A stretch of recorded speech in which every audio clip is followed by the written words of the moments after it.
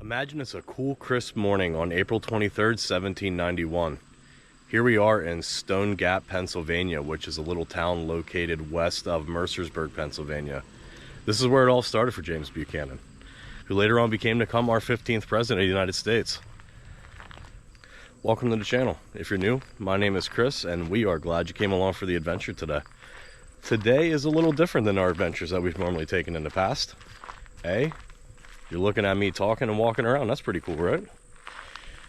Today we are going to take a trip down memory lane and we're going to explore the life of our 15th president, James Buchanan. We are currently at his birthplace. His father had moved here. His father was a pretty established businessman, tradesman over in Ireland, and decided to make the move as an immigrant over here to the United States and, make his big living. So he happened to purchase this property, which I'm standing on right now, which was a trade post, actually a pretty well established trade post back in the day. And they had, a lot of cabins here for people who would come through. Where we're at right now is actually kind of in a valley tucked away between two mountains outside of Mercersburg, Pennsylvania. And, this was a really good trade route for the merchants who were coming along, a very good stopping point for them where they would stop and get some rest, get some rest, fill up on their supplies and do whatever they had to do. Because back in the day, this was kind of like their rest area. It's a rest area of today rather. But James Buchanan's dad was pretty fortunate as far as his wealth, which he ended up going on to be able to have 11 children. And James Buchanan actually happened to be the firstborn son of the family. So James Buchanan had a little, oh, look at this spider.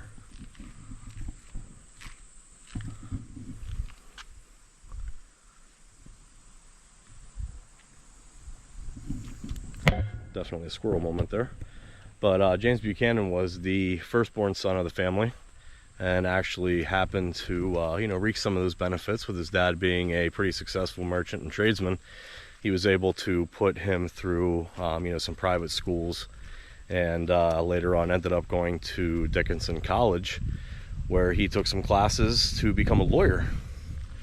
Later on from here, he had moved on to become a lawyer and continue on to become our 15th president. So we are going to show you around here, show you some of this. His cabin, from my understanding, had actually got moved from this location. And I'm not sure if we're going to be able to find it, but we're certainly going to put our best effort in trying to find that for you. So we hope you stick along for the adventure today. Let us know what you think. This here is the monument that stands on the actual birthplace of President James Buchanan. For kind of a reference, this is roughly right around 38 square feet and stands about 31 feet high. And it's constructed of all native stone, which weighs roughly around 300 tons, I believe it said. And this, walk up here to the front of it here and you'll be able to see the actual kind of monument and what it reads, but it said that it's carved out of about 50 tons of stone, solid granite. Not sure if you can read it, but it said this monument marks the birthplace of James Buchanan, 15th president of the United States, born 23rd of April 1791 and died the 1st of June 1868. All right, well, we're going to continue to walk around here and see what else this park has to offer. From what I was looking at, I don't believe the cabin is still on this site, so we're going to go see if we can't try to find the cabin that he was actually birthed in. See if we can't bring that to you. And we're going to head over to some of these other locations that I previously talked about. So hope you stick along for the adventure today. Let us know what you think. One of the cool things that I had learned while doing some research on James Buchanan was, while he had lived here, I think he and his father, or him and his family, only lived at this location or this property for roughly about 6 years, until he's about 6 years old. The family continued to grow. James Buchanan actually had 11 siblings. So once the family started to grow a little bigger and his dad made enough money, he moved his family over to Mercersburg, which is about a couple miles east of here. And then that was where he had grown up and continued to go to some of his private school. All right, well, Maury and I continued to walk around the park here, and it's a really nice park. If you're in the area and you get a chance to stop by here, it's definitely an awesome place to look around. Just really a lot of hiking trails. They have a public restroom, which you can see right back here behind me. They have some pavilions and some streams. This is a really nice place to be able to come and relax. The weather's beautiful here today. It's nice and quiet. Really not a whole lot of people here, so it's pretty neat. As you can see here, let me flip the camera around. You can see that they have picnic tables and little barbecue areas. I'll take you over here to the pavilion so you can see that. I'd say it's definitely a nice place to come with your family and have a picnic and really just kind of enjoy history and see what all it has to offer. I mean, after all, this is the birthplace of President of the United States, which is really cool regardless of his status on what we think he was as a president. Let me take you down here and show you the stream.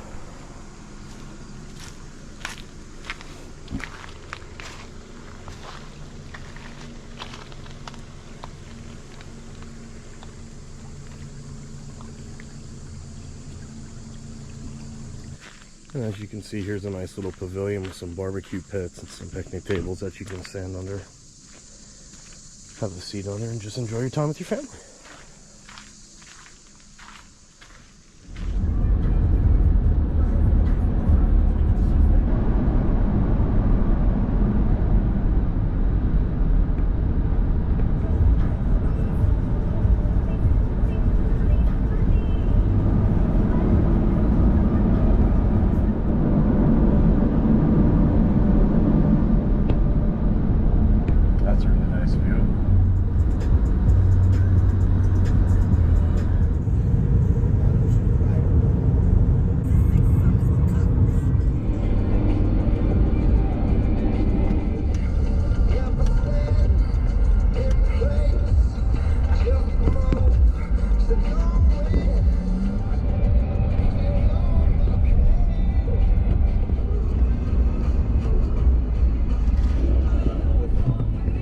The more research that I do into James Buchanan, it's kind of funny. It almost seems like the more rabbit holes that I continue to go down into, which, brings us here to our next location in Lebanon, Pennsylvania. We are at Coleman's Park in Lebanon, Pennsylvania, and this area, this park is known for the famous Robert Coleman, which, we'll get into in another episode, but he was a pretty well-known iron tycoon of the time. And actually was the wealthiest man in Pennsylvania, and some even say that he was the wealthiest man in the United States at the time. But after James Buchanan had graduated from Dickinson College, he moved on to Lancaster, Pennsylvania, which ended up it was actually Lancaster, Pennsylvania at the time was the capital of Pennsylvania, believe it or not. And so he had went to Lancaster and started his own law firm in Lancaster. Which then ended up actually becoming the county prosecutor for the newly appointed Lebanon County, which we're standing in right now. While he spent some time in Lancaster, he was at a ballroom, at a ballroom dance, and he actually met Ann Coleman. They danced the night away, and they had an awesome time, and really started to become fond for one another. So, while James was here in Lebanon County, and every day he would walk from his law firm, to the courthouse, he would always pass the Coleman's residence, and definitely had eyes for Anne. And one thing led to another, and they actually ended up becoming engaged in 1819. But Robert Coleman really wasn't having a lot of that. Robert Coleman just thought that James Buchanan was really only after one thing and one thing only, and that was the family's fortune, which was pretty unfortunate. But there's a lot around the whole kind of the love history and what happened there with Anne and James. There's a lot of speculation as to what have happened. But it wasn't too long after James and Anne had become engaged. James had to start going to Philadelphia for a high-profile case he was working on at the time. And, he just wasn't really spending a whole lot of time with Anne, and she started to feel like, he wasn't giving her the affectionate that he once did. And just, ultimately wasn't really feeling, that connection that they once had, and that really kind of threw Anne for a loop, and she got pretty depressed, and actually had ended up breaking off the engagement of December that year. It was a pretty sad and unfortunate story. There's actually a pretty well-known place here in town in Lebanon. Used to be known as the Inn of 422, and now it's a sushi restaurant called the Masago. And Ann Coleman had actually lived at that house. That used to be Ann Coleman's house. Now where it gets a little tricky is there's a lot of things that say, Anne, after she broke off the engagement with James Buchanan, she became very distraught. She had suffered from what was called at the time female hysteria, and they had prescribed her a medicine called laudanum, and she had actually committed suicide. Now, what comes a little, when researching into her, there's a couple different stories that are out there that, she had taken her own life in the house here in Lebanon County, which was formerly the Inn of 422. Other stories say that she had actually, after she broke off that engagement with James, she wasn't able or fit to be living by herself, so she actually went and spent some time with her sister down in Philadelphia, where she had committed suicide there. But neither here nor there. It's certainly a tragic ending for Ann Coleman, which afterwards, James Buchanan had wrote a letter to Robert Coleman saying that he wanted to attend the funeral, which that request was denied, and he was not allowed to be at her funeral, which is pretty sad. But from that point forward, James Buchanan had vowed that he will never marry. He was going to remain a bachelor for the rest of his life, and thus he did. He is actually our only bachelor president, and he never married. So, there's also a lot of speculation about that, which we'll get into.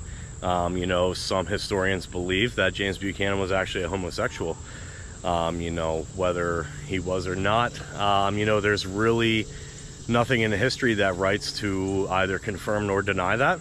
But yeah, digging into a little bit more of why Robert Coleman did not like James Buchanan.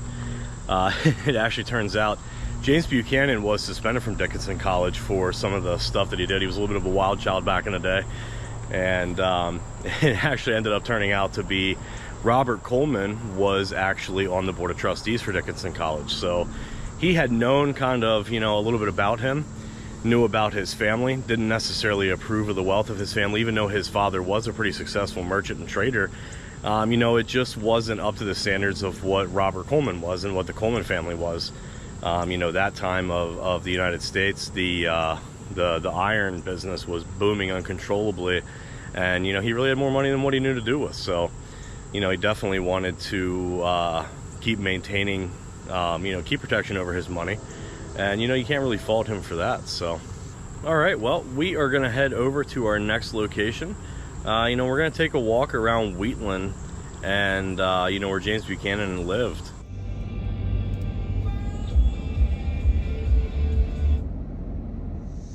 All right, well, we just got to our third location on this adventure today at James Buchanan.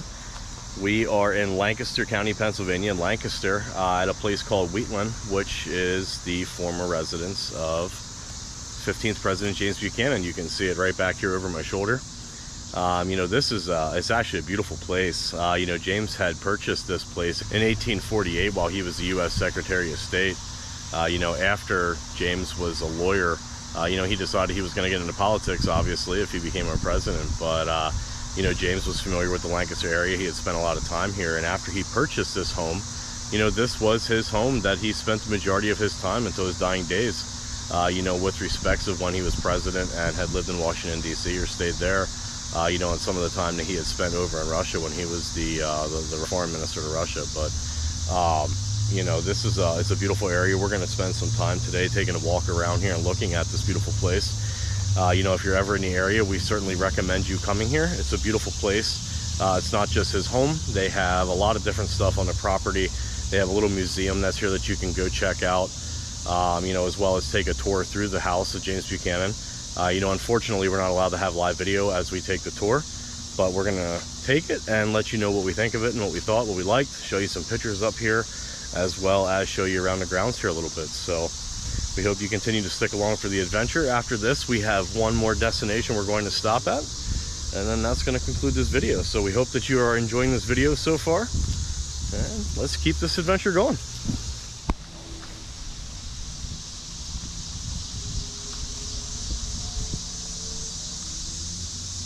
You know, walking around the property here, you can see just how well they restored this property. It's absolutely beautiful. And really cool that you can come to a piece of history like this that is still preserved, that you're able to visit it. Looking around his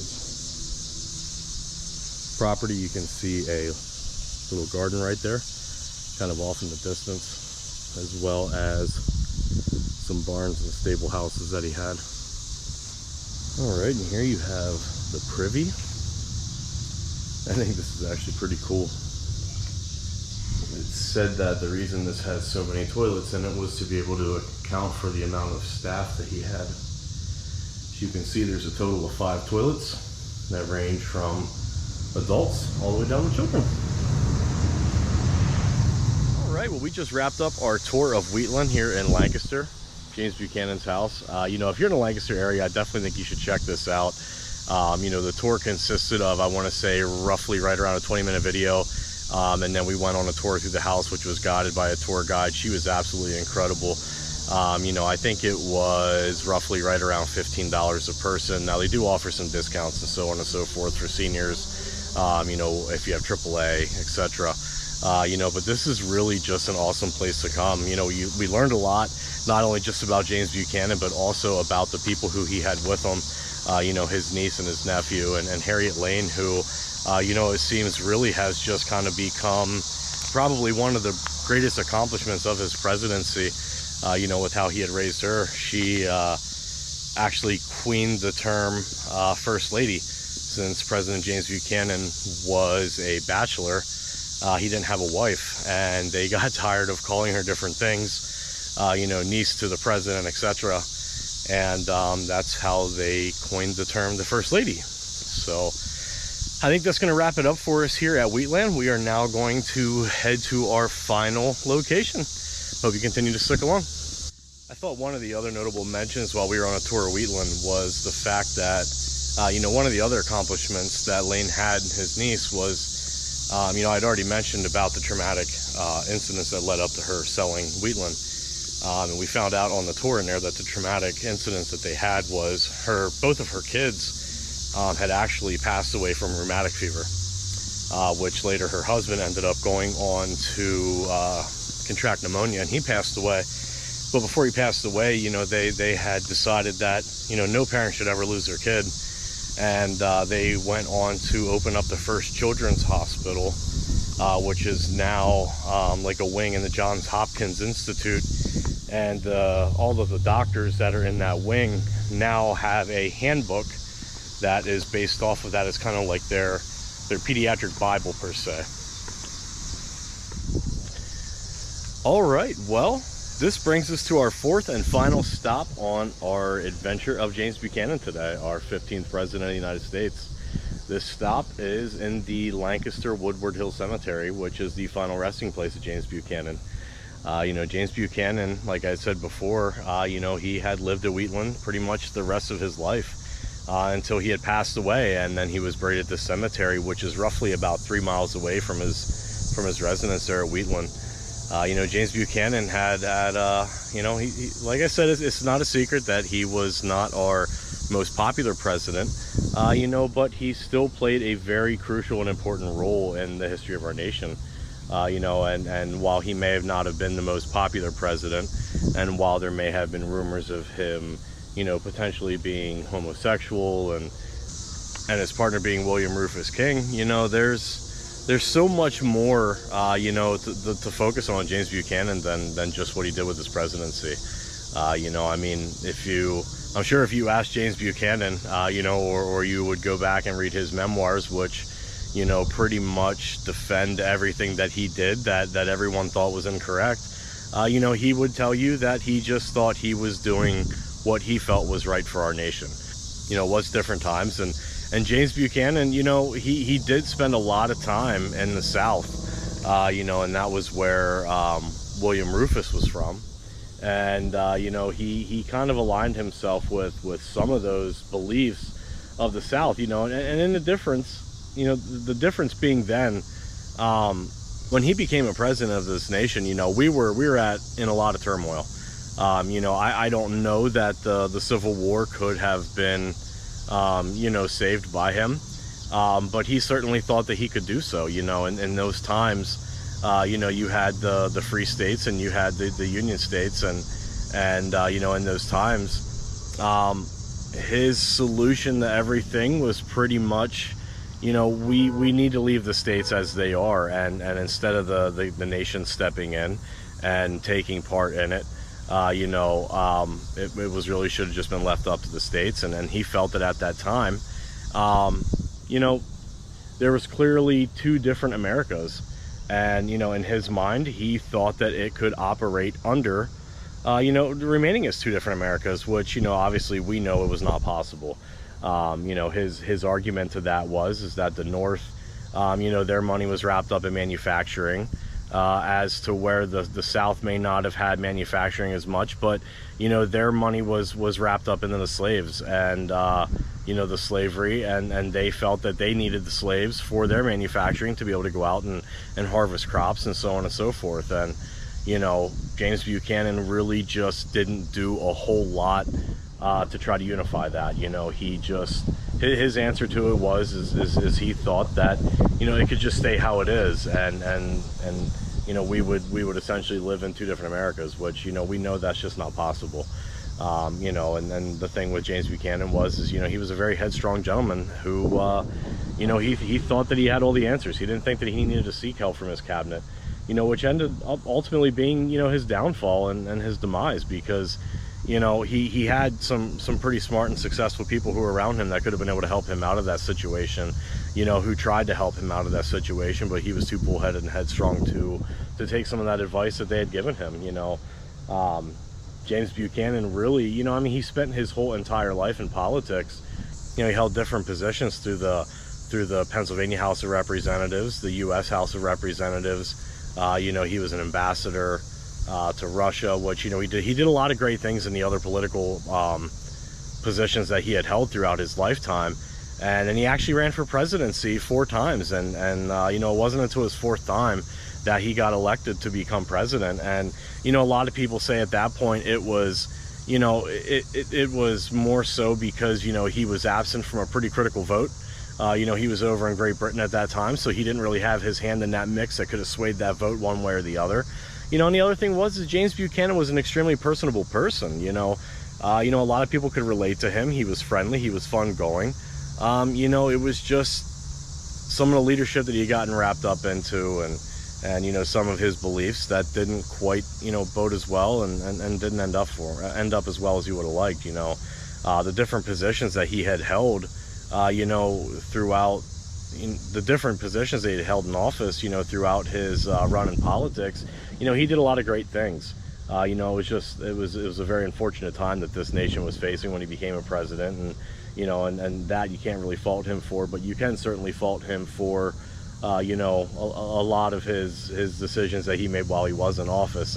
And I'm in no way, shape, or form standing here trying to defend the gentleman, you know, but I will say that, you know, there is a place for it in history, you know, and I hope you guys enjoyed that today. You know, I know that, you know, this wasn't one of the most famous presidents. You know, it wasn't a George Washington or an Abraham Lincoln, you know, but it was a president, and he does deserve his rightful place in history. So, you know, I think that's going to wrap it up for this video here. You know, we have a lot of footage that, you know, we got from when we were in Wheatland, and, you know, we weren't able to take video as we were walking through there.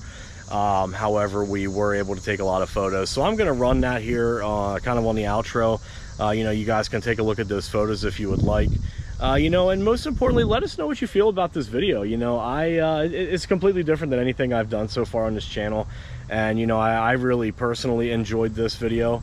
I had a lot of fun making this video, and it's a lot more interactive with you guys, which I think is really neat. So, you know, let me know down in the comments what you think about this video, and if you'd like to see more content with this. You know, I've done a lot of my videos so far up until this point, you know, where we're just kind of walking around, and I'll do some voiceovers, or, you know, I'm doing some talking while we're walking, but not necessarily, you know, doing this like I did in this video. You know, I'm very much so, I thought it was kind of neat, like being able to take you to some of these places, and instead of throwing music over the video, you know, just kind of sitting there and being able to listen to the sounds of nature, and you know, maybe me not talking so much, because you know, at the end of the day, if I continue to do more videos of this, you're going to notice that, you know, I do love to talk, and I do love to connect with people. I'm a people person, and that's just my persona. So you know, definitely leave a comment down in the video. Let me know if you like this. You know, the other thing is, don't forget to get entered into our giveaway. You know, our channel is going to be taking a lot of, I don't want to say turns, but, you know, we have a lot of exciting things coming up for this channel here, and some pretty awesome announcements that are going to be coming. I can't wait to share them with you. You know, we're just waiting to finalize a couple details here. You know, but don't forget to get entered into the giveaway, because I have a feeling that our giveaways are going to start to get a little more fun after this one here. You know, but to get entered in this giveaway, all you have to do is leave a comment down below. The comment for this video is Buchanan. Don't forget to comment Buchanan down below. Like the video, make sure you are a subscriber to this video, or a subscriber to our channel rather. Make sure you're a subscriber to our channel, and that will automatically get you entered into our giveaway, which is going to continue to run until the end of September, where, you know, we will pick one lucky winner and you know, give you something from our merch shop, just kind of as a token of appreciation for following along. You know, some of these videos have been bumpy. I just started this channel 3 months ago, but I'm super excited, you know, to keep bringing content to you guys, and I love all the you know, the great encouragement and the kind words that you guys have sent me. I think it's awesome. So you know, just make sure you keep following along. Turn on some notifications if you're you know, you get a little daresy. And yeah, so let me just flip this camera around here. I did a whole lot of talking over this, but I would like to show you the final resting place of James Buchanan.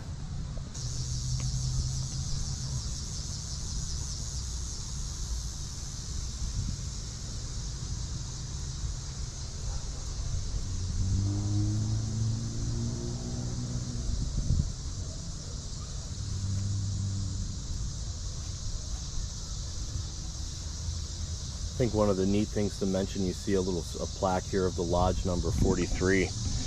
We had learned on our tour that we had taken that his casket, he was actually a part of the Freemasons, and the Freemasons are the ones who carried his casket to his final resting place. So like I said, that is going to conclude our video. I hope that you guys enjoyed it. Be safe, stay happy and healthy, and we'll see you on our next adventure.